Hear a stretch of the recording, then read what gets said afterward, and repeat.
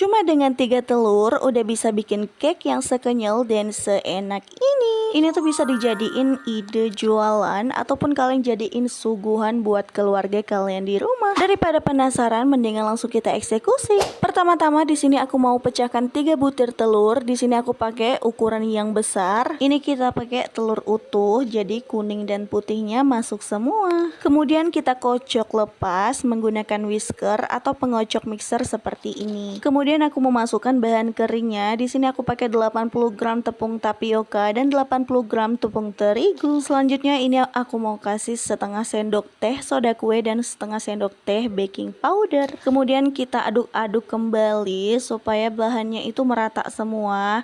Nah, kuncinya supaya kita bikin sarang semut yang bersarang cantik, itu ngocoknya nggak perlu menggunakan mixer ya guys. Jadi cukup diaduk-aduk rata sampai bahannya itu seperti ini ya, tercampur rata seperti ini. Teksturnya itu kurang lebih seperti ini guys. Nah, kalau misalnya udah tercampur rata, ini aku mau tambahkan susu kental manis. Di sini aku pakai secukupnya aja sesuai selera. Baru kemudian aku aduk-aduk kembali seperti tadi supaya bahannya itu merata juga ya kan, supaya nggak bantet.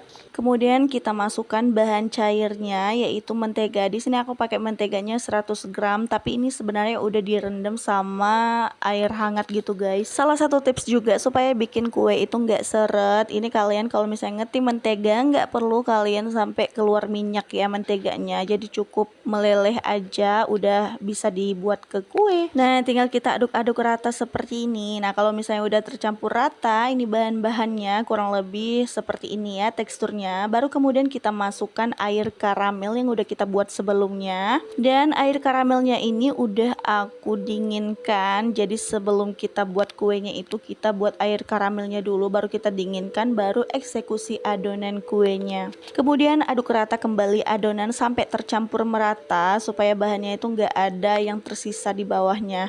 Nah, untuk memastikan adonannya itu nggak ada yang bergerindil supaya halus juga adonannya, di sini aku mau saring menggunakan saringan santan. Nah, kita saring seperti ini sampai adonannya habis semua. Di sini aku saringnya 2 kali sebenarnya guys, cuman aku tag di video itu aku saringnya cuma 1 kali. Jangan lupa pakai bantuan sendok supaya bahan-bahan yang bergerindil itu bisa kita tekan dan keluar dari saringannya.